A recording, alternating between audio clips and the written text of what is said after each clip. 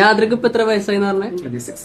26 ഇങ്ങനെ ഒരു വീട് എന്നൊക്കെ സ്വപ്നം കാണാൻ പറ്റും നമുക്ക്. നമ്മൾ ശരാശരി മലയാളിയെ സംബന്ധിച്ച് 30കളിലാണ് അവന്റെ വീടിന്റെ സ്വപ്നം കാണുക. ശരാശരി 35കളിൽ അത് സ്റ്റാർട്ട് ചെയ്താൽ 40കൾ എത്തുമ്പോഴാണ് അത് പോസിബിൾ ആവുന്നത്. അപ്പൊ ആ ഇടത്ത് ഞാനൊരു ആവറേജ് നിങ്ങൾ ചിന്തിക്കുന്ന കാര്യമാണ്. I am a transperson. എനിക്ക് കുറെ ലിമിറ്റേഷൻസ് ഉണ്ട്. എനിക്ക് കുറെ നിങ്ങളൊക്കെ അനുഭവിക്കുന്നതിനേക്കാൾ ലിമിറ്റേഷൻസ് പബ്ലിക്, സൊസൈറ്റി, അവസരങ്ങളുടെ കാര്യത്തിലൊക്കെ സംഭവിക്കാം. പക്ഷെ അവിടെ നിന്നൊക്കെ ഒരു വ്യക്തി, ട്രാൻസ്ജെൻഡർ വ്യക്തിയെ സംബന്ധിച്ച് ഒരു വീട് എന്നൊക്കെ ഉള്ളത് നമ്മുടെ സ്വപ്നങ്ങളിൽ പോലും ബക്കറ്റ് ലിസ്റ്റിൽ ഇല്ലാത്ത കാര്യമാണ്. പക്ഷെ അവിടെ നിന്നാണ് ഞാനൊരു പ്രോപ്പർട്ടി സ്വന്തമായിട്ട് വാങ്ങി അവിടെ ഒരു വീട് വെച്ചിട്ടുള്ളത്. അപ്പം ഭയങ്കര ഒരു ഡ്രീം കം ട്രൂ എന്നൊക്കെ പറഞ്ഞാൽ ഞാൻ ഇപ്പോഴും എന്റെ ഒരു വീട് എന്നുള്ള രീതിയിലേക്ക് ഞാൻ ആ യാഥാർത്ഥ്യത്തിലേക്ക് എത്തിയിട്ടില്ല.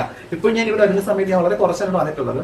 വരുമ്പോഴൊക്കെ ആർക്കോ ഞാൻ വെച്ചു കൊടുക്കുന്ന ഒരു വീട് പോലത്തെ ഒരു ഫീൽ ഉണ്ട്. പക്ഷെ ഇതിന്റെ സ്വന്തം വീടാന്നുള്ളത് എനിക്ക് റിയലൈസ് ചെയ്യാൻ കുറെ സമയം എടുക്കും എന്നുള്ളത്.